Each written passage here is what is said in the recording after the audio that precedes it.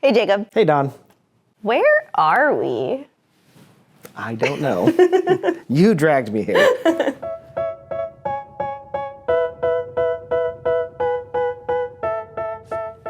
Hello. What is this? Tell them where we're at. So we are actually at a photography studio in Orlando. Well, in Winter Park, technically. Technically. But yeah, we rented out this space today. We're doing mini sessions, family mini sessions.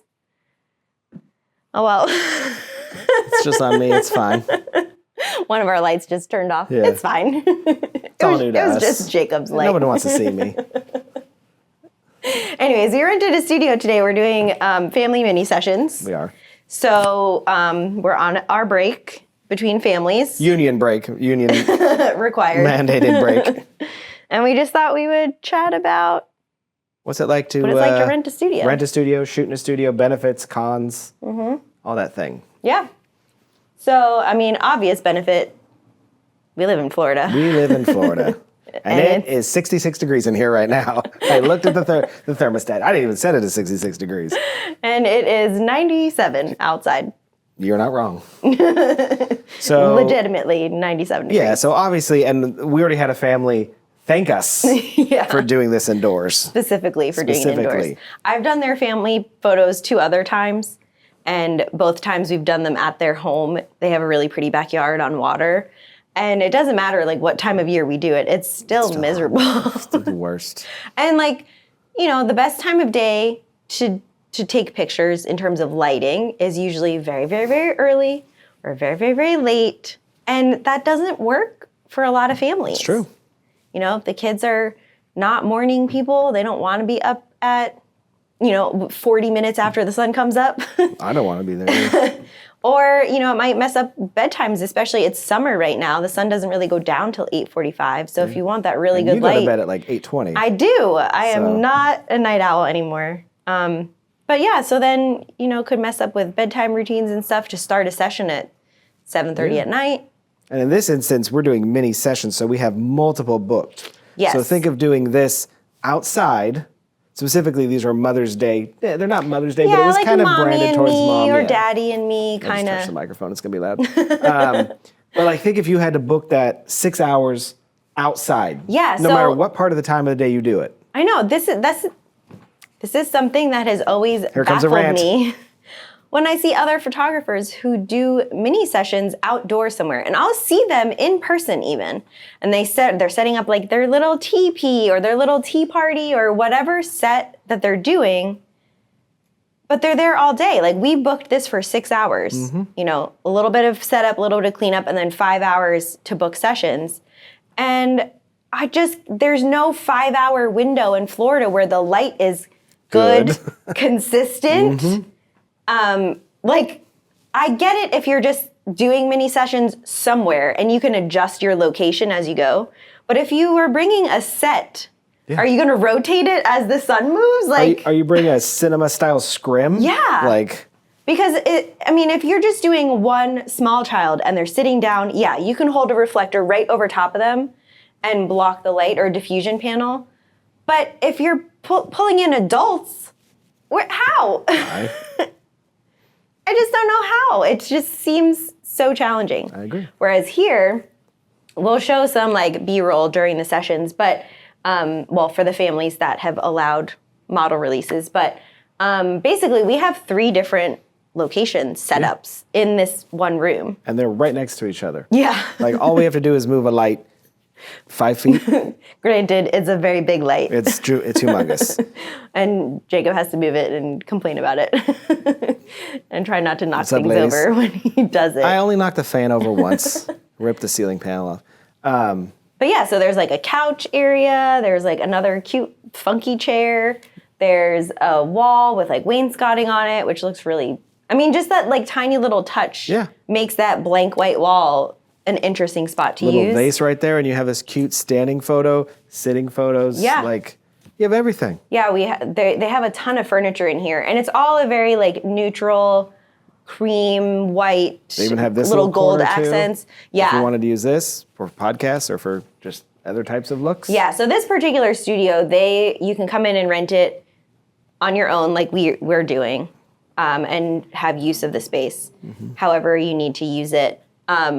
They do also have a photographer and videographer and podcast producer. So you could book this with their talent. So they actually produce podcasts from here. All right. We just decided to borrow the set Yeah. while we were here and brought all of our own gear, and we do all of our own stuff. But yeah, they just have so much available here. And we've used these chairs, like I've used these chairs on the other side of the room Yeah, too, you can like move not in all the this furniture set. around, so you're not stuck any way you want to do it. Yeah. However you want to do it, with every backdrop. This particular area is like much darker, but the rest of the room that we're using for the mini sessions is just like all white and cream colored walls. Big windows out there, so if you want to do a little bit of window natural light look too. Yeah, we're mostly shooting natural light with just a little pop from the light I brought to. We're just using a massive light source to mimic Yeah. the very soft light coming through the window. Yeah, because like the half of the room closer to the window, you could pull off without any Sure, light. But then absolutely. you move into like, the room's kind of like in a quadrant situation. So the two quadrants closest to the window, What's a quadrant? 4 pieces. Oh. That's fun. But then the two more on this side, they're just a little darker for my taste, especially for kids. Kids are moving. I can't be That's at fair. like a 30th of a second shutter speed with little kids. And there's a cool disco ball that I make kids laugh with. So Drops it got on it. my head. what other pros are there about being in here too? Well, I just for us, I feel like it is such a breath of fresh air coming into a space that looks so nice and is controllable Yep. and predictable, Especially with families. because we're always just showing up to places. And just hoping the background cooperates. I already have to deal with all the moving human being flesh that is around, but then I have to deal with the backgrounds. And when you have one thing that is just secure and it's not going anywhere, the light's not changing. You don't have to worry about the trees swaying around. You don't have to worry about the wind blowing the hair. You don't have to worry about, I know we've both shot at wedding venues where we've shown up and like the only area that's in the shade for portraits, there's like broken down washing machines Yeah. or like A porta potty, tractors or yes. porta potties. Or I've had one where the caterers it was like a taco truck, and they literally, I had everything perfectly set in the very narrow space of decent lighting at 3 p.m. And then the taco truck pulled up right in the They pull up with that horn that's like la da da da da da da da da. I'm like, guys, that's stereotypical. That's not nice. They should. We should get some tacos after this, though. I do like tacos. Hunger Street's right I down do. the road. And I'm very hungry on the street. Another good thing is there's a nice little reception area, so Yeah. like another client can come in, you can get them situated, and there's a bathroom. We forget about that too sometimes. When you're out in the middle of nowhere, kids gotta pee, and you're just like, Or just when good luck. you need an outfit change. Oh yeah. We've had clients recently who are like, I don't care, I'll change wherever. And we're like, oh gosh.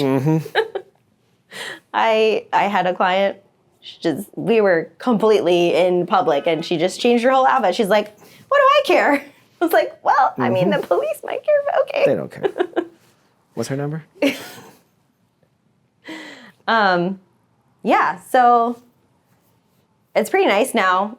The other thing is, I would love to have a studio myself. Correct. All the time. However, then I have to pay rent all the time. That's a con. You do have to pay for this. I do have to pay for this. So you do need to keep that in mind when you're adding that into your pricing if you're going to use something like that. Yeah. It's still cheaper than renting or like owning one. Not long term if you use it enough, but Yeah, but we don't. I have yet to get to a point where I need to be renting a space that frequently to make it worth. sign up for a Patreon so we can get a studio. Did you set up a Patreon for Nope. us yet? Someone sign up for our Patreon, please. Someone created Yeah, for just us. really do everything for it. Yeah. So what other cons do you feel like there are? There is something to said about like though when you're out and you do get that perfect sun natural like hair light or backlight or sometimes or just your backdrops are we get lucky enough that we get to shoot castles and tree of lives and things. So sometimes it's tough when you're like this is a grand epic photo and we like that. True. Like every picture we take in here is going to look the same. Correct. Which is part of the joy.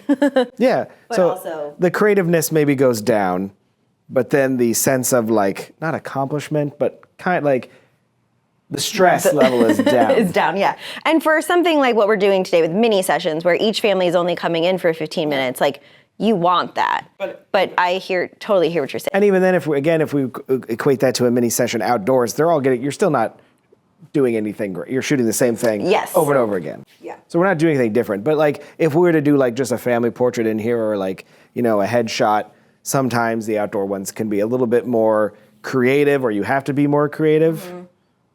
But we're creative all the time. Mm-hmm. Can't we just take an easy win every once in a while? Just every once in a while. Well, I do think another kind of con in a business sense is just little like brand identity issue. Yeah. Because even like the first family we had today, they're like, oh, when did you move into this studio? And I have to explain like, oh, it's not my studio. It's like anybody's studio.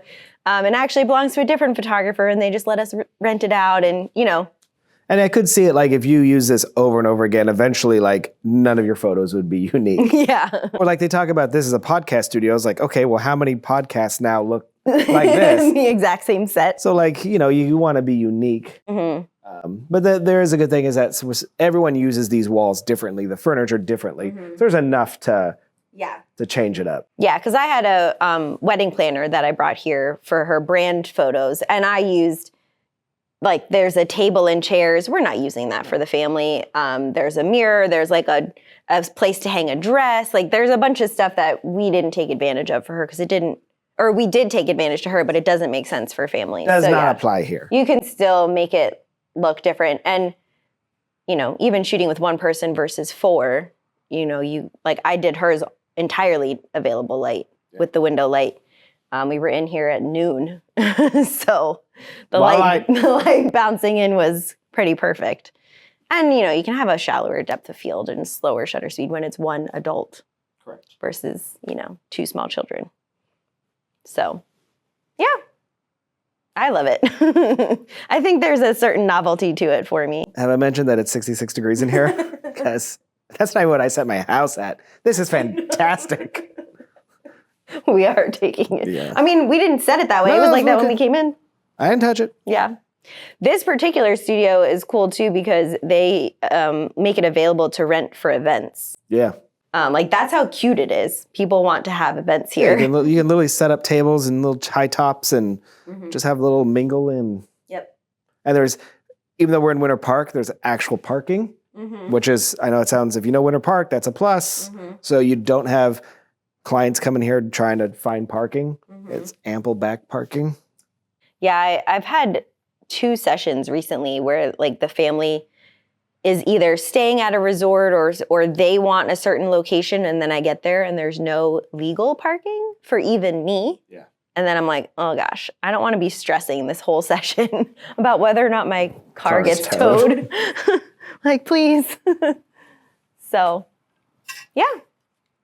Rent a studio. That's try it studio out. life. Broaden your horizons. I just knocked that over. And I think one more thing we could talk about too is we do use different modifiers when we're in a scenario like this versus always shooting. Correct. Inside. We're losing less mag mod, less, No mag mod today. no mag mod. Big, beautiful soft boxes. Yeah. And we don't show up and get crammed into a tiny little room where we have to shoot diagonally just to fit all of our equipment. Are you trying to say something? Like a recent headshot Yes. in a very tiny conference room? Yes. I wouldn't even call it a conference room. There's a refrigerator and a microwave in there. True. A break It's room? like the break room, Yeah. yeah. Which, I mean, I've done the same thing. I've shot in, office kitchens, and I'm standing there was one I did where I had the backdrop up against the fridge and then my lights along the side, and I had to stand inside their server room. I almost had to be in the hall You did. and shoot through the door frame into that. Yes. It was so close. We'll talk about that in the next. Yeah. Cool. All right. So what'd you shoot this week? Well, this week, I don't remember. This Is week my is a blur. microphone still on? It should be. Okay. I sat on it. I had an engagement session, and I was shooting it for another company as like a freelance. As we do. And it turns out I worked at the same like student job as this couple. And that's where right, you they told me met about this, while they yeah. were working. Except I worked there in 2004 and they worked there in 2018. Mm-hmm. And it was so sad. It was very sad. I had a naturalization ceremony, as I do every month. I photographed a can't. Hey, Beetlejuice, want to take a drink? I photographed a fundraising event, like a gala for an organization I work with a lot. And I felt bad because it was in a really cool venue. It was in the Great Southern Box Company. Have you been there yet? It's like a food hall. Yes. But then they have 2 event halls as well. And so we were in one of the event halls, but they have this gorgeous like outdoor patio with turf and like tables and chairs and everything. And they literally had just finished setting up the outside when the heavens opened up. And they had to rush everything inside. And they never, like, the time during the event that was supposed to be the outdoor reception time, it didn't rain in that window, but there was no time to set it back up by the time the rain ended. So I felt bad because it kind of, you know, then you're just, everyone's in the same room for even longer. And it feels like there's not a good reason to be in the same room for that long, you know? But anyway, so I had that. And then I had a portrait session for one of my mitzvahs coming up. And then I had a wedding that got rained out. Well, not rained out. We had to go rain back up. Wait till mine. Yeah, I know. So yeah, that's what I did this week. All right. I had, and for those that know, I assisted a Magic Kingdom bridal portrait. Mm-hmm. When's the last time I did that? Let me tell you something. If I could make a full-time career out of that. Just carrying around people's legs. Carrying around. Well, actually, are you even carrying anymore? You're just pulling a wagon. That's true. Yeah, everyone uses a wagon now. I was like, this is my life. I've already put in my time. Let this old man At just 40. Yeah, I have done my time. So I did that. Then I had another convention because May is conventions. Convention I season don't know anymore. why May is like convention crazy You're just though. still going. There's nothing exciting to talk about. It was a convention. I told people to get together that didn't want to be photographed. Then I shot for you a chamber event, which, no offense, but they're starting to like me more than they like you.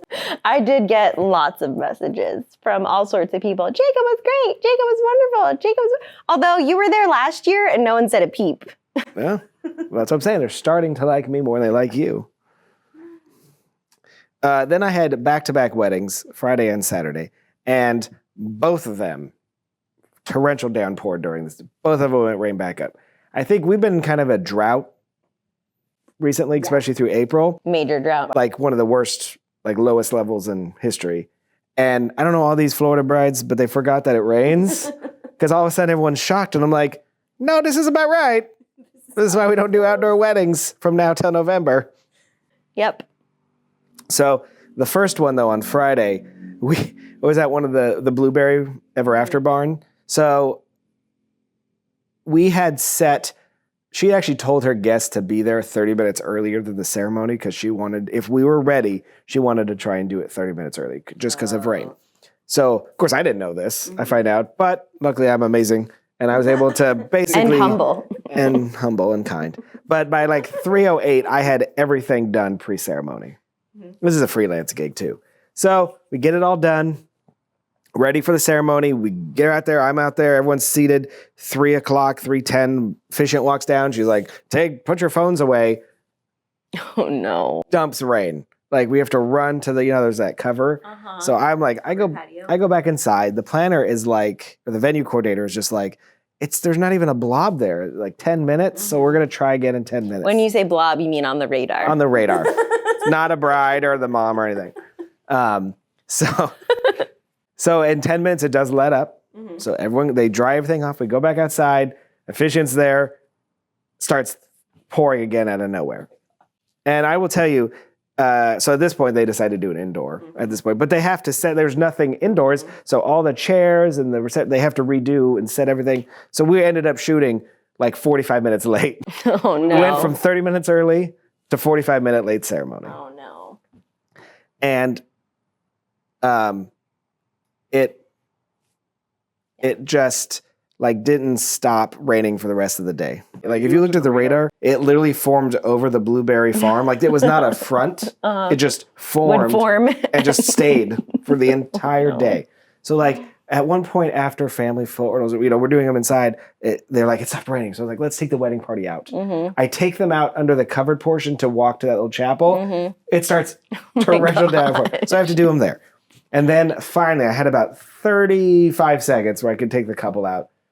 Just pray and spray a bunch of newlyweds and then back inside. Oh, man. And it did not stop raining for the exit. It was raining all the way home. Oh, gosh. And once I left Mims, it was fine. It was just like a curse over the city of Mims. But I think the bride and groom had a great time. We still had a good party. It was just one of those, Yeah. we're in that time now where people don't get married outside. And then the next day I was at Mead Gardens, just down the street actually. And same thing. It started raining right at 4 o'clock, and we had to do everything indoors. It did stop raining. I was able to take the couple up but then when after it pours, you have this big white dress in a garden. The hardest thing to do is like, well, let's go outside, but I know. your dress is gonna get I know. destroyed. That's what happened with mine. So my wedding was at the Royal Crest Room in St. Cloud, which Yeah. is a venue at a golf course. We were texting back and forth. all day. We were. Like, luckily, they had set the sweetheart table with pipe and drape behind it.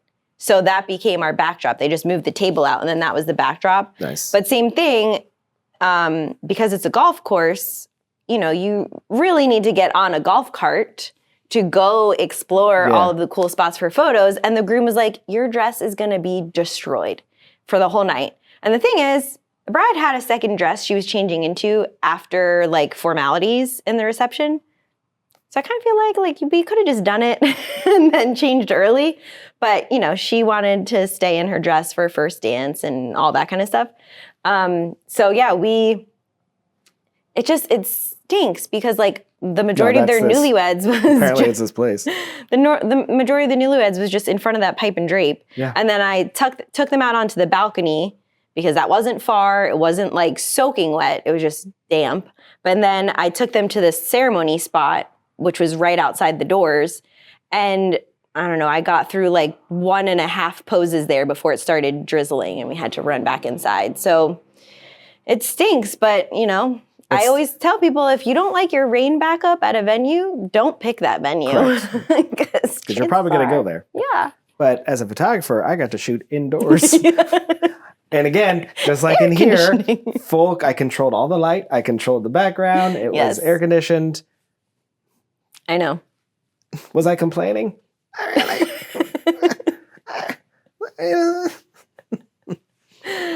Okay. That was it. So, in honor of this epic new studio, Epic. I don't know if it's epic, but I think we should finally talk about, Epic Universe. because we have both now gone. Yes. It's been a couple of weeks. Along with like 7 million other people. But so Epic Universe is a new theme park by Universal Studios. It's part of Universal Studios. It is not close to Universal Studios. Universal Orlando. Universal Orlando, thank you. So it's about, 5 miles? I think it's 2 miles. 2 miles away. So it's kind of closer to like what Magic Kingdom and Epcot are. But it's not on the land. You're going through city streets and Highways. to New get there. I-4 interchange.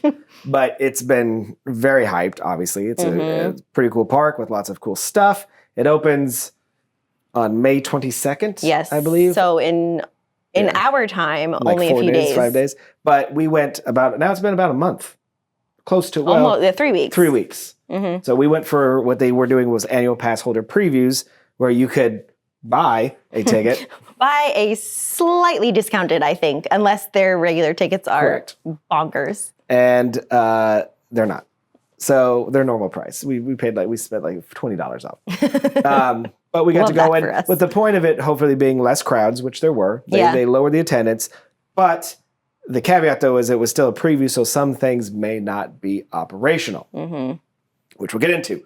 But first thoughts right off the bat. I thought it was a lot of fun. Considering the fact that I didn't have like a close affinity for any of the theming, Okay. it's not like I've grew up with any of them and this was like special to me for a nostalgia reason. Like I felt like I was going in pretty neutral on the themes themselves, but I thought it was a lot of fun. I'm concerned for like people visiting during the summer when it's 800 million degrees. It is a very hot park with It is very little shade. Yes. And the worst part to me was the like white concrete sidewalks that the sun just bounces right back off Yeah, we'll of. go right off the negatives. Okay. Sorry. No. But yeah, I mean, I enjoyed our day. We were there. We got in at like 10 and we didn't leave till 9:15 at night. And we only rode one thing twice. But otherwise, we were just experiencing something new all day long. So Yeah. I liked it. I agree with the heat problem. And a lot of it is like, oh, it's, sometimes in new parks they have trees. What we're talking about here, there's not even trees There's not even baby trees that will one day in some grow up. places in the lands, there's a lot of trees that will grow and be big and help. But things like Nintendo, there's no trees because it's all fake. Yep. So it is a hot concrete box. And same with what's called the Celestial Park, which is basically the entire center of the park like down the to hub. the hotel. It is concrete. It is. No And that's shade. it. Yeah. Beautiful. Just concrete. I felt so bad for the singers outside of Frosty Moon Yeah. because one, that whole like plaza that the audience is meant to be in, there's no shade. So no one's gonna hang out there to listen to the singers. So they were constantly singing to just like an empty, at least while we were there, it was just like an empty plaza. And then we were there, well, we got ice cream at Frosty Moon like after dinner. So the sun was setting straight into their faces. Oof. And I'm just like, you designed this park. You could have chosen what direction this was facing. You'd be surprised. I think, I mean, you say this a lot. The people that are building these parks are not from Florida. I know don't it's not understand. Imagineering, but sometimes I'm like, Imagineering and Disney needs to be in Florida sometimes. Because how would you ever let this happen? So I am a self-proclaimed theme park champion. Yes. So I went into the day, and I brought my entire family. So I went into the day knowing, or no, not knowing, but I was going to ride everything. That's a bold claim. During preview time. And I'm going to tell you right now, we rode everything. Except the Fire Festival or whatever it's called.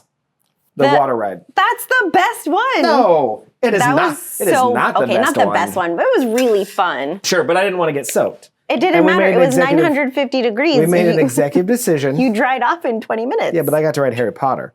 So everything you say is moot. It's a moot point. It's a cow's opinion because I rode Harry Potter. Okay, well, it wasn't an option for me to ride Harry Potter. That's what I'm saying. That's why I'm a theme park champion. Okay, but that was completely out of your control. It had nothing to do. Oh, it was completely in my control. My day, it was down the whole day. I make the luck, okay? Okay.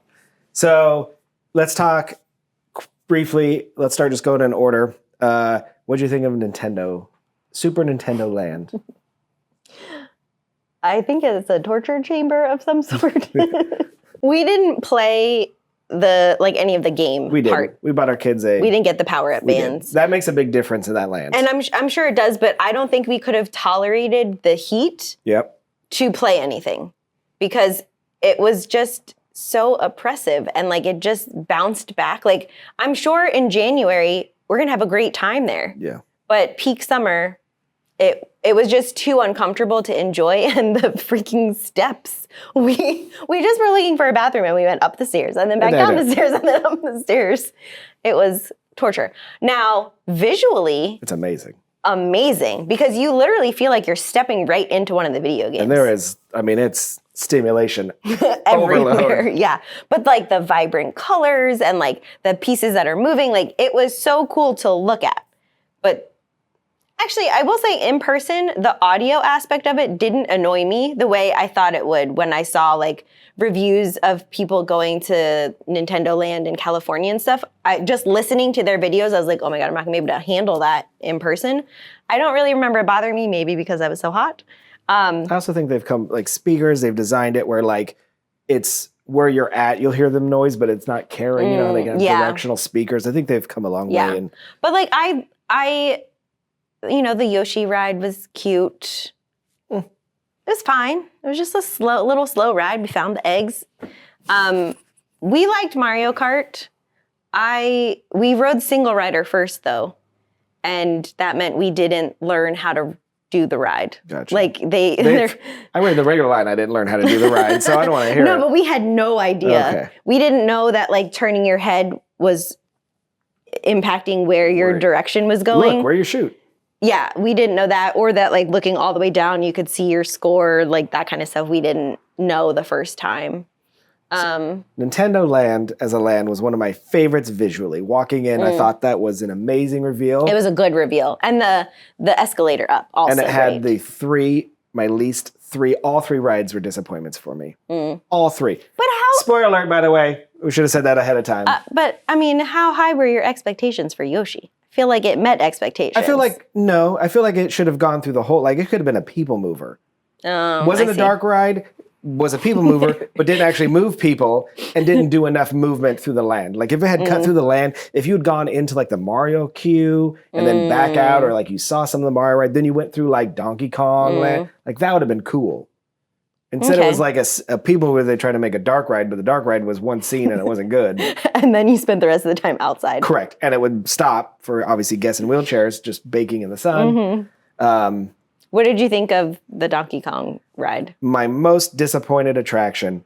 Too short, horrible capacity, and maybe I'm old, but it hurt. I rode that by myself Yeah. because Ryan doesn't do roller coasters, and he watched me on it. And the first thing he said when I got to him is that he thought it looked like it hurt to ride. When you went up to those break zones, I don't know if the track wasn't aligned, but like it jerked very like weirdly in a weird roller coaster motion.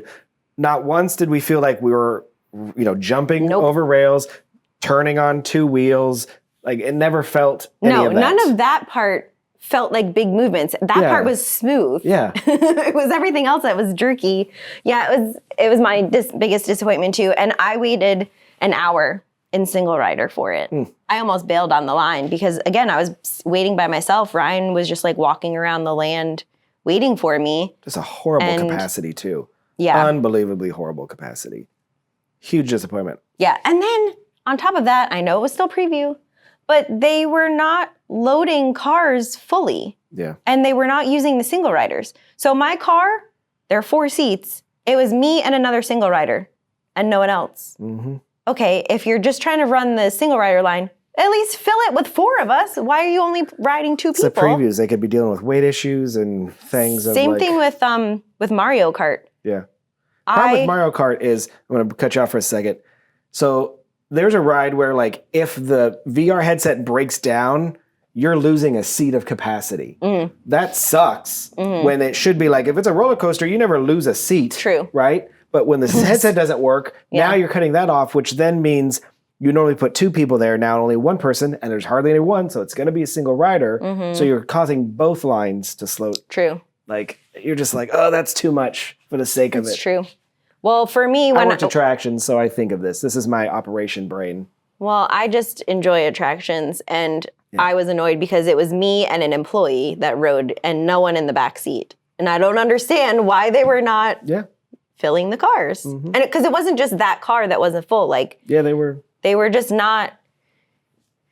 Anyways, I did not. Mario, I thought the VR was a gimmick, and it wasn't even a good gimmick. I was too focused on the VR. I wasn't looking at the cool scenes, which some of the effects in there are fantastic. They spent a lot of money on animatronics and projections and all these things, and yet I'm sitting here going, looking at this 8-bit Koopa, flying in front of me, who's not even on the track. If I look up here, he's flying up.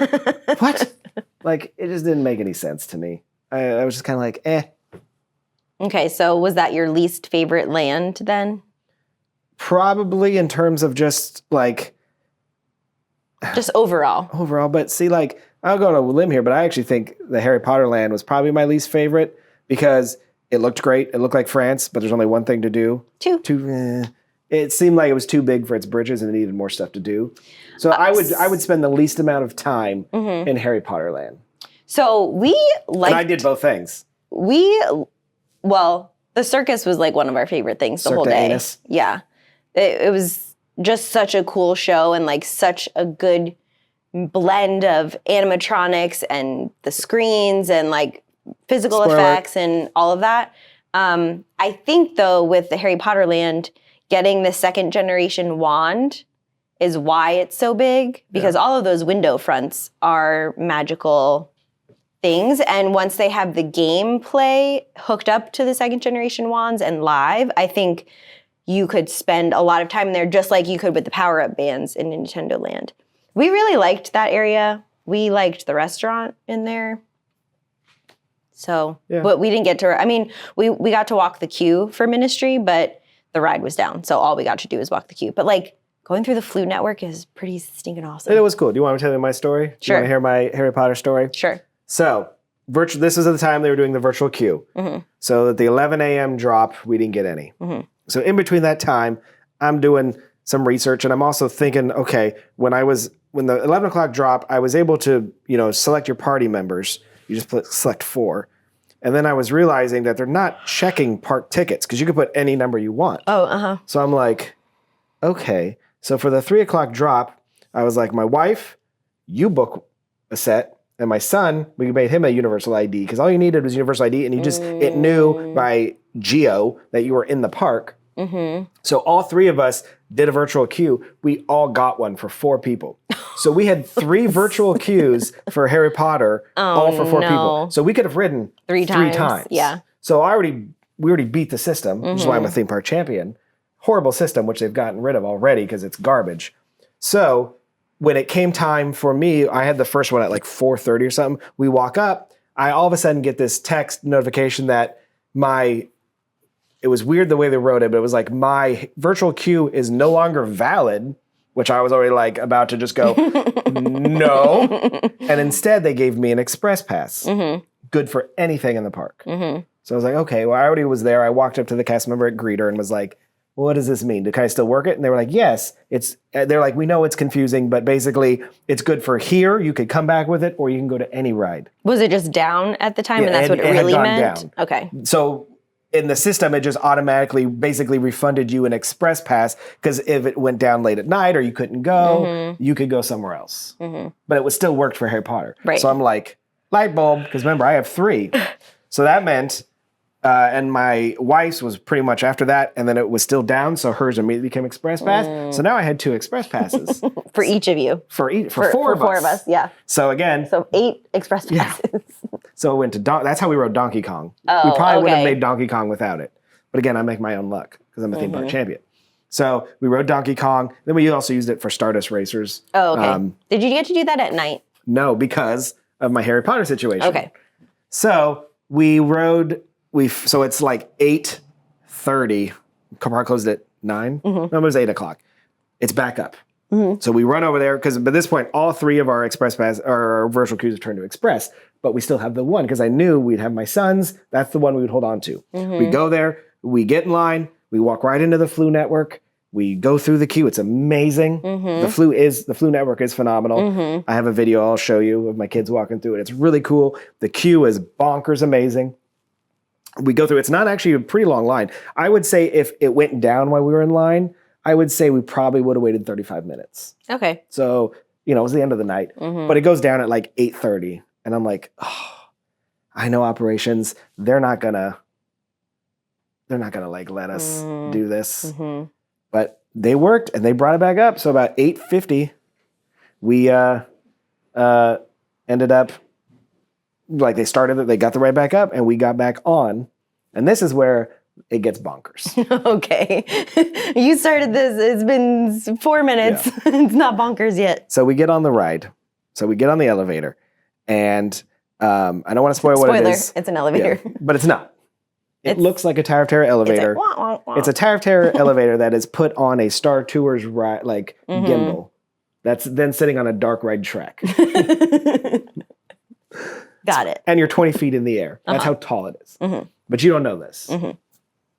So we're in the elevator, and the first thing that caught my eye, but I didn't register it. I registered it, but I didn't think about it, is the cast member goes, hey, keep your feet on the ground at all times, and don't cross your legs. Okay. That's a weird thing to say for a ride that has a normal seatbelt. Yeah. And like, it's gonna bounce and do stuff. It's not like we're free somewhere, like it just didn't make any sense. How would you even track that? Mm-hmm. Okay. But there is no lockers there. You can wear hats, you can do everything. Yeah. So I'm like, it's not that big of a deal. Mm-hmm. So we start and go through the ride. I'm not going to tell any spoilers of the ride. And we go through into the first show scene, and our vehicle violently stops. Ooh. Like an e-stop. And it makes a sound that is so loud, I thought we had hit another vehicle. We hit a crash, and it was the loudest sound I've ever heard. Like, it was scary. So much so that my 11-year-old daughter started crying. Oh, no. That's how scary the sound was. Lights immediately turn on.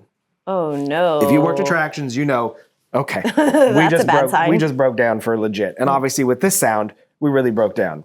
So Not even as we're broke down, sitting there, broke. we broke. As we're sitting there, the lights are still on. No announcement over the speakers. Usually when I worked attractions, we'd be like, there's even an automated one. Attention, your vehicle is broke down. Please remain seated. Mm-hmm. Nothing. So our vehicle starts kind of like, because the vehicle does stuff, it kind of righted itself and then slowly kind of was like back into what I would call like a safe position, but lower. So we kind of because it's on like X arms, and then they just like think of it like you're on multiple. And then it goes. There's four arms like Star Tours or Millennium Falcon, like gimbal, where it can do all the things, right? So we lowered down, and then I forgot to mention I was wearing my hat, my cool guy theme park hat. When we stopped, my hat flew over because I was in the front row. I caught it like as it was flying out of it. Oh my That's how violent gosh. this thing stop was. I cannot express how violent this stop was. So it goes down to like this kind of lower position. Then the lights turn off, and then we continue through the ride. So I'm like, so we're not down? This is the weirdest thing I've ever seen. Yeah. But because normally they would have to like test everything before they let you continue. So then we go through the ride, and we're going from scene to scene, but our vehicle is not doing any of the movement. So it's moving along the track, but it's not doing the like movement of the ride. And every show scene we get to, none of the show scenes are working. Like the animatronics are just frozen. None of the projections or the videos are working. So we're seeing like kind of dark silhouettes. Again, I don't want to spoil things, but like there's some other like there's other elevators like in the scenes, because you're going through the Ministry of Magic. Right. And so there's just like, it's kind of creepy. So we're not seeing anything. I can hear other people having a good time. Really? Yeah, because there's multiple cars on the track doing its thing. So it's keeping up. Like all the vehicles probably stopped, and now it's keeping up, but we're not seeing everyone else anything. is still experiencing it like Correct. normal. We're just getting nothing. So we get back to unload, and the cast member's like, you're doing this stupid Universal. I hate when they clap. And we're just like, We only got half a ride. we didn't get any ride. Like, we got nothing. And so I literally had to be like, I was like, do you realize that, like, it didn't work?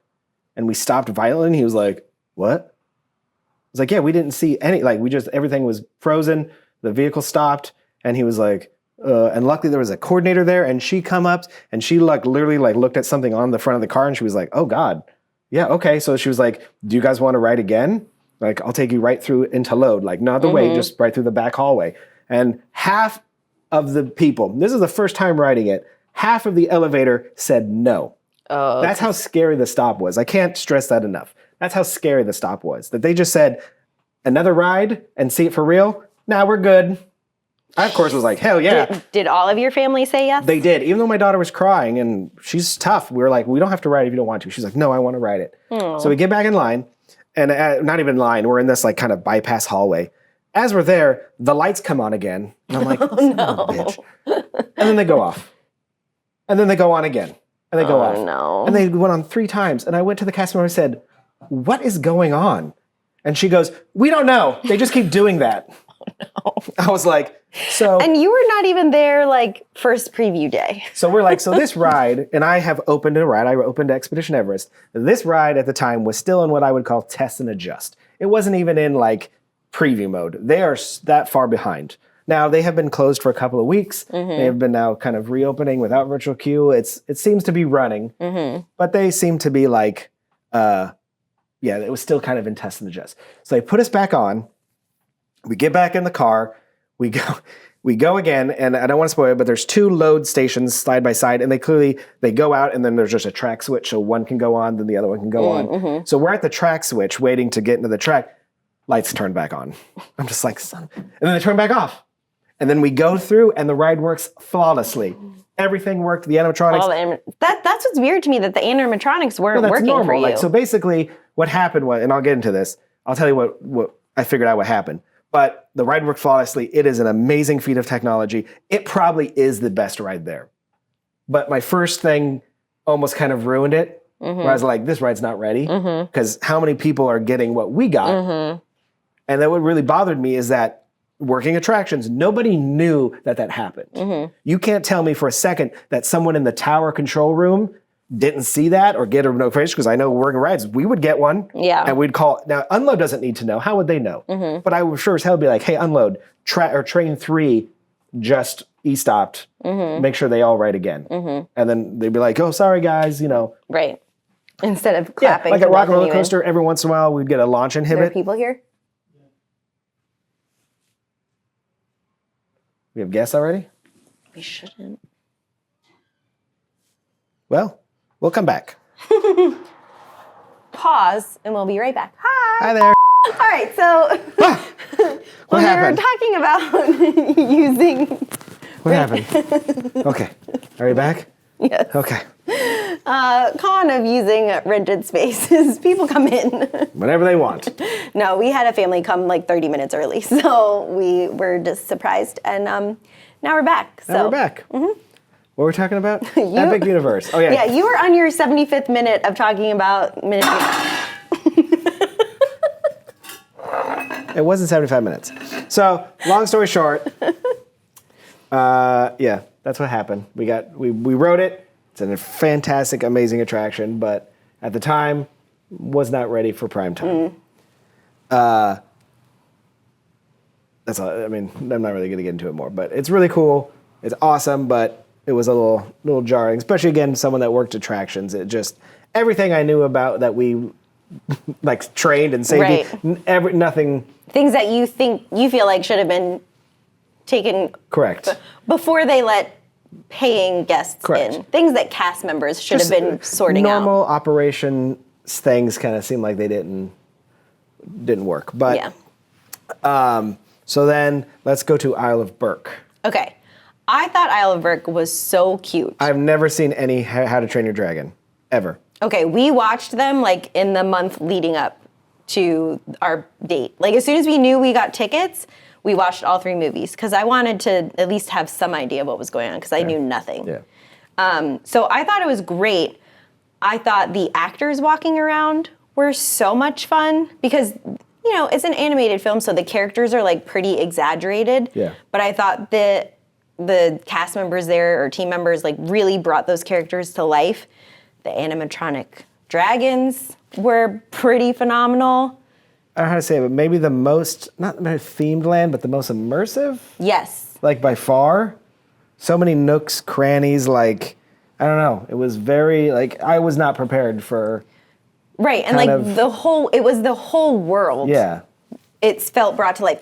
I think or Harry Potter Land, whatever they're calling it, also was that way, but because it was set in Paris, it looked exactly like Paris. It looked like Paris. So you didn't feel like you were stepping into a story. You felt like you were stepping into Paris, like a little neighborhood in A Paris. much upgraded version of like Epcot's. Yes. Like going back to Epcot, you're kind of like, Oh no, yeah, no comparison. this way to smaller land. Yeah. But I think because it's meant to mimic a real place with magical touches, it didn't feel as immersive as Isle of Berk. So yeah, I thought I hope they keep that amount of live entertainment walking around. That's always the first stuff to get cut, though. I know. And I they know. always prop it up for openings, and then, we'll see a year from now. We ate there as well. I think it was at the Spitfire Grill. It was whichever one had like the bowl, like a steak bowl. I had a shrimp bowl. Like I thought the food was pretty good. A little expensive for what you got, but I mean it's a theme park. It was nice to have an option other than chicken tenders and French fries. Fair. And I loved Fire Drill. That was the boat ride, the water ride. It's the one thing I didn't ride. So Ryan doesn't do roller coasters, right? So we already knew like there was a few things I was gonna be doing by myself, but that was a ride like we could both do. It was so hot the day we were there. We were both wearing like quick dry, like workout style clothes anyway. So we didn't care. We just went on. And it was so fun because I didn't realize, but so you're in a boat and each person has their own like water cannon. Yeah. But certain targets that you're training to be a firefighter, right? Because the dragons set everything on fire, so the Vikings need to be prepared as firefighters to put the fires out that the dragons accidentally caused. I was gonna watch the movies tomorrow. Jesus. It's not much of a spoiler. So you're training to be on the fire squad, basically. But as you're practicing hitting the targets, some of them, when you hit it, it causes water reactions to happen. So sometimes you're just getting dumped with like buckets of water out of nowhere. And then like my boat was 8 adults. So then we all tried hitting people in other boats. And like, I don't know, we were just giggling the whole time. It was just a lot of fun. I have a personal thing of I don't like rides that its sole purpose is to get you wet. Like I like a Splash Mountain a Tiana's where it's like you have a possibility of getting wet, but it's not the sole purpose. But I don't like a raft ride, like Cali River Rapids or Pluto's, where the only purpose of the ride is to get you soaked. I just don't find that fun. The crazy thing is I've talked to other people who rode that ride and they would have, like, everyone on our boat was soaked head to toe. Yeah. They had people on their boat where, like, some people didn't get wet at all. So it is kind of So dependent. if I don't shoot the targets, I'll be fine? If I just sit there You will like... be better. If I sit there like a grumpy old man? You will be better off, yes. We didn't ride anything else in that land. Hiccups. The roller coaster. The roller coaster, I know, we wanted to, but the wait was so long. Is probably, I'll never admit it, but it may be my favorite roller coaster there. Really? Yeah. It was so smooth.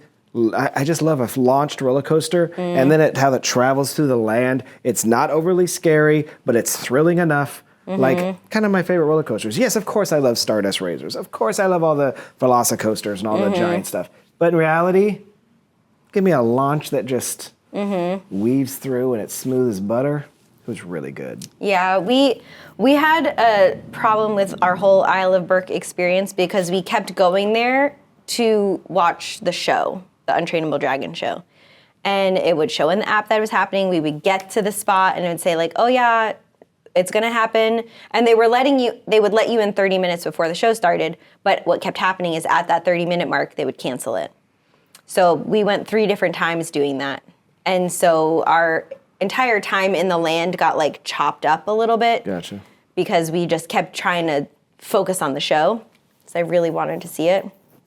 So, but I mean, it was fine. But I enjoyed the land. Yeah. We spent a lot of time there. We went into the treat shop. We got a little, I think it was like a mini whoopie pie. But all the little like animatronics all around. There's so many like little hidden gems that none of the other lands. I mean, maybe Nintendo but you have to pay to play at Nintendo. Yeah, Here, and like it in just- the Harry Potter area, like if you had one of the interactive wands, Pay you to would play. see stuff. But Not a there were other animatronics in the windows that were they would move on their own, but I didn't notice them. Like they had a whole display with Bowtruckles, but I missed it while we were I in don't know there. what that is. The little Nope. that's in Newt's pocket. I've never seen it. Oh, this is the new Harry Potter. just saying. I'm Yeah, not yeah. watching that. I don't watch that movies either. I didn't say they're good. I'm just saying Yeah, that's that's why I where. didn't watch them. And then finally, Monsters, Darkmoor. Dark Universe. Okay, so Monsters Unchained was more violent than I was expecting. It was my favorite ride, hands down. The animatronics Number 1. were insane. The queue was insane. It was a fun ride, and like because it's just based on Forbidden Journey, Yeah, it's like the exact the same ride system. Yeah, I do. But it does completely different things. Yes, and you do spend more time like Backwards. Not back, on your back. you're on your back. lot. Yeah, but it was like a little rougher than think it was a Forbidden little Journey. rougher. It was I mean, on yeah, our. I guess because Forbidden Journey, you're supposed to be flying. And this was more like Yeah, I'm you're putting getting you jerked here, around, here, yeah. there. But yeah, I thought it was really cool. I also did Curse of the Werewolf. Me too. And I don't like spinning roller coasters, and it didn't really affect me at all. It's No, fine. It didn't spin like I thought it was going to. Someone told me the first car and last car are the places to go if you want to spin the most. Oh, okay. And I was in the middle. So we didn't spin much. However, cool thing we were at the Burning Blade Tavern. We got a snack. And then we waited for the blades to light on fire. I got in line for Curse of the Werewolf, and it was a 15-minute wait. Got on, did the ride, and as I was passing Burning Blade Tower, it was back on, and it was right at sunset. So, like, that was pretty cool. All right. And I was lucky that my car was, like, I was on the side of the car facing Burning Blade as we went past it. So that was kind of fun. Monsters Unchained. So my wife cannot ride Forbidden Journey. It makes her sick. We rode Monsters Unchained twice. Did not bother her because it's all sets. It's not Less screens. There's some screens, but it's not like Harry Potter screens. So she loved it, and she can ride it all the time. It's the same ride system. So I should tell you right off the bat that it's very good. This was another place where, again, the live entertainment was impressive. Like, when we were in the Burning Blade Tavern, there was just, like, a creepy guy walking around talking to everybody. Igor was in the, like, cemetery area, and he, in real life, he looks freaked me out. Like, I kept backing further away because I was getting chills and, like, uncomfortable. He was walking around with, like, a limb or whatever. I did think the land, though, was small. It was very smaller than I thought it would be. Like, the village portion, I was like... And it was a lot of fake storefronts. Yeah. Where I wish they had been something. There was, like, the store and the restaurant, and then just a bunch of fake storefronts. And then the land is cool, but obviously it needs to be seen at night. And it's hardly open for night. And we didn't get to see it because we got stuck in Harry Potter. So by the time we got out, it was about 9:30. We wanted to go to Darkmoor just to, like, walk through it at night. They'd already shut the gates. I was like, oh, I don't even get to see it at night. Yeah. The one part that it needs to be seen at. Yeah. We got in line, did Monsters Unchained, and then went out and did, like I said, got a snack, did Curse of the Werewolf. That was right at sunset. So, you know, we got to see a little bit of it at night. But we had the same impression. We're like, oh, that's all that's here? Because we got in and we're like, oh, which way do you think it is to go to Curse of the Werewolf? And it's literally just like, in, loop. That's it. That's it. That's it. I kept like, are we missing anything? Yeah. And then, what else? Did we miss anything? No. Celestial Park. We ate at Pizza Moon. That's where we had our food. For a theme park pizza, it's probably the best theme park pizza I've had. It's expensive because it's big enough to feed two. But not a Jacob too. Well, first off. But I could share one with Crystal, but since she was gluten-free, dairy-free, like, they have to make their pizza, I'm not eating that garbage pizza. So I had to get my own pizza. So we ended up getting, like, way too many pizzas. Oh, yeah. Kid shared one, I had one by myself, and my wife had one, but it was very good. They came out at way late times, though. They didn't come out together. That was an issue. I know they were previews, but it wasted some time when they should have just come out together. Do you want to hear about how our meal wasted time? Because we went into the restaurant in Harry Potter Land where you're supposed to be able to get the butterbeer crepes, but they didn't have any that day. But we wanted to eat there anyway. Like, their sandwiches looked really good, and Ryan got steak frite. So it's a table service. So you go sit at a table, scan the QR code, order on your phone. I missed the part where you had to say, I'm here. Because I thought since we were scanning it at the table, but I should have known, like, it's just bringing me to the mobile order site. Yeah. But in my head, I was like, well, clearly if I'm scanning it on this table, they know I'm here. So we waited for like 15 minutes and I was like, geez, this is taking forever. And then I pulled it up to check the status. And then I was like, oh, and that's they didn't start yet. Epic Universe has tried to go completely ticketless, menuless, cashless. Like, the lockers are now face-based. Like, you don't use your ticket. The food is all like, same with Pizza Moon. You're supposed to go sit. And they were busy enough that they would find you a seat. Then you do the QR code from there. But the problem is if you have a allergy menu, you still needed to go up and talk to someone. So it's that's probably where it got crossed. Yeah, and it's like a little weird too. Like, we just wanted water. Yeah. Well, we ordered a strawberry mint tea that tasted like garbage. And didn't taste like mint Shout at all. out strawberry mint. I was so mad. But then we just wanted cups for water, but like there's no way to ask for that. So we had to flag down someone who was bussing tables to be like, is there any way to get just some water? Yeah. Like, we were eating full meals there. Like, it's not like I just walked in and wanted some water. But Shout out Dan Frenza.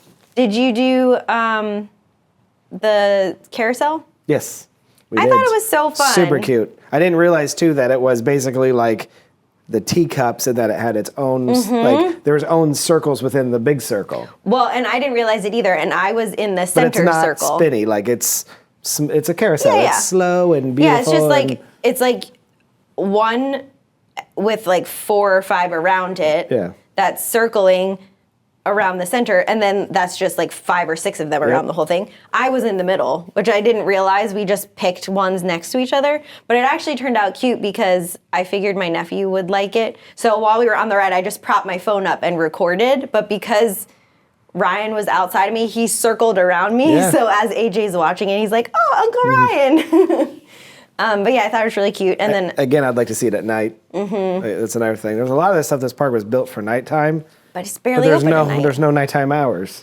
I wish I had gone back and done Stardust Racers at night. Yeah, me too. Because we saw it from the parking lot as we were leaving, where you could see like it looks like a trail of Trails, yeah. stardust. Did you see the flux capacitor on the I back? did. I saw. I got spoiled that on the internet's long before. really? Yeah. I didn't know it was like a spoil. I was waiting in line. Like again, I was by myself because Ryan doesn't do roller coasters, and I was like, "Did I just see that, or am I hallucinating?" My Stardust Racers, the only thing I had is they were only running one side the entire day. So I did not get to bummer. duel. I got to ride the yellow side. That was the only side operating. So that is something I will need to go back. Because I am missing great roller coaster, but I feel like dueling is kind of like Yeah. a big part of it. And I don't remember Dueling Dragons well enough because it's been a long time. No, I do. Since I wrote it. But I think the dueling, well, forgetting the fact that they almost never dueled them Yeah. anyway towards the end. But when you were dueling, it really was only cool if you were in the front. The very front one. It was only the very first one. where Because you came just came straight at each together other. this way. The other ones whereas- you did corkscrews, but you couldn't tell. This one, like This I'm one. talking about Dueling Dragons. Yeah, you yeah. Could, besides the first one, and you were in the front row. Yeah, otherwise the there other- wasn't. There were three total Dueling Dragon duels. So there was the first one, and then they corkscrewed over each other. I don't and even then remember that. there was one in the back where they kind of like, but they weren't. Yeah, Yeah, this you're like constantly like helixing around each other. I've seen the videos where like you can see them just Mm-hmm. like over you, and you're over them, and it's pretty cool.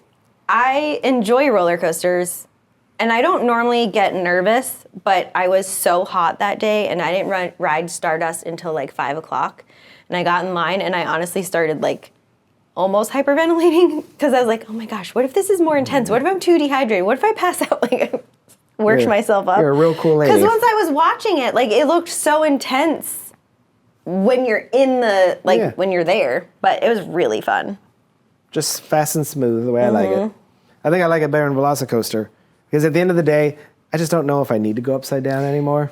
Yeah, but Like I don't mind it, but it does nothing for me. But this was just really fun. That one where you dive down and you do a twist while diving. Mm-hmm. I was like, holy shit!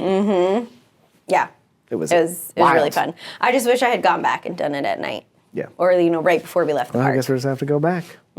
We did go to Frosty Moon, Did not- which was the little ice cream stand. It was fine. It wasn't. It's like soft serve, and then you put mix-ins or like toppings on top. So we had like strawberry cheesecake chunks and cake. I don't know, something. It was very Yeah. over the top, but we shared it because it was gigantic. But My last, I'd say, not it's a pet peeve, but I don't know. The hotel is cool there, but I don't know if like it makes is what the theme parks used to call a weenie, which would draw you in. So the castle, Cinderella's castle is a weenie. The Tree of Life. I don't know if the hotel is that awe-inspiring draw, oh no. and but I think that's a problem. Like it's like that's their backdrop of the theme park. Yeah.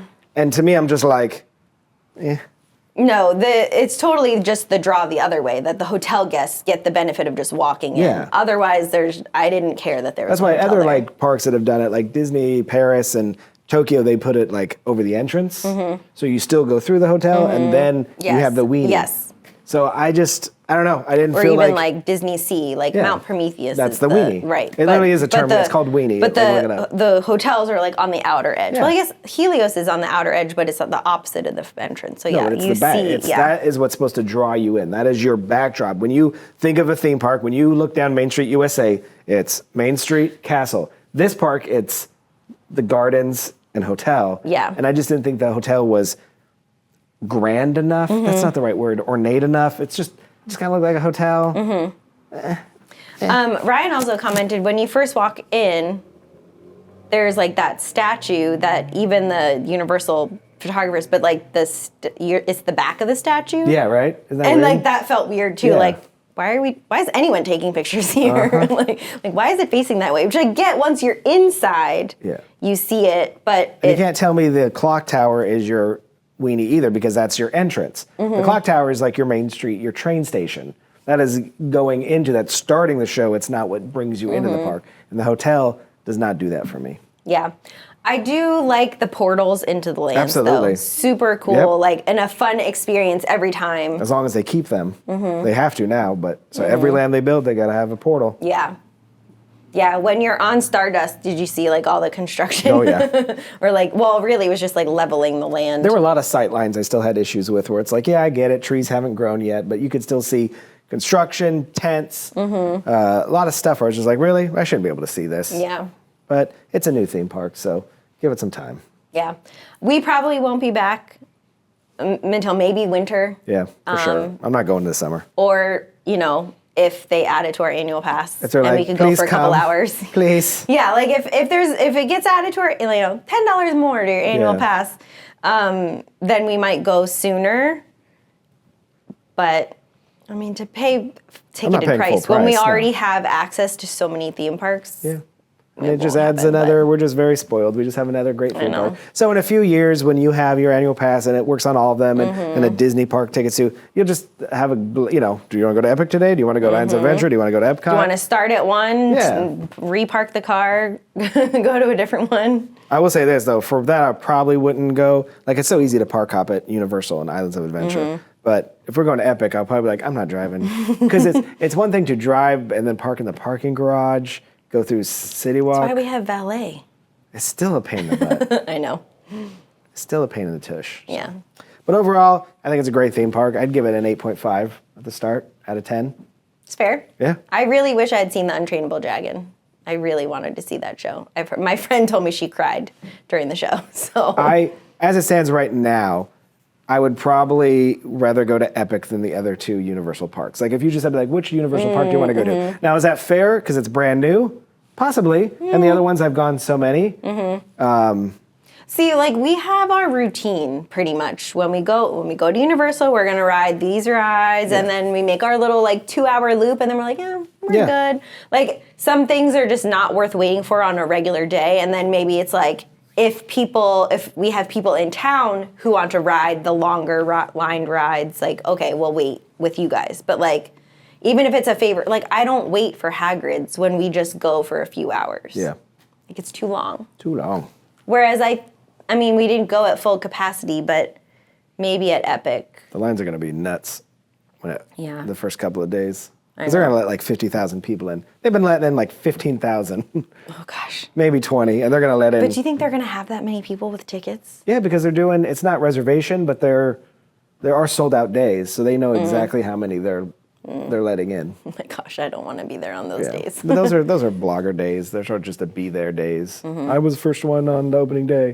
It's been open for 2 months, but I was the first one on opening day. Well, we've been watching Ordinary Adventures videos because they've been going and like they're doing an entire day at each land, and that's how I knew about like all the stuff we missed at Harry Potter in the windows, because they literally spent the whole day only in that We're in the section, wrong business. and they filled the whole day between. That's like $1,000 worth of tickets. Oh, I don't even want to know how many, multiple thousands. But yeah, there was a lot of entertainment that we didn't see, but we didn't have a wand either. And they got to meet Cosme, the wand maker. Sure. She's haven't the seen French. the new Harry Potters. No, she's only in.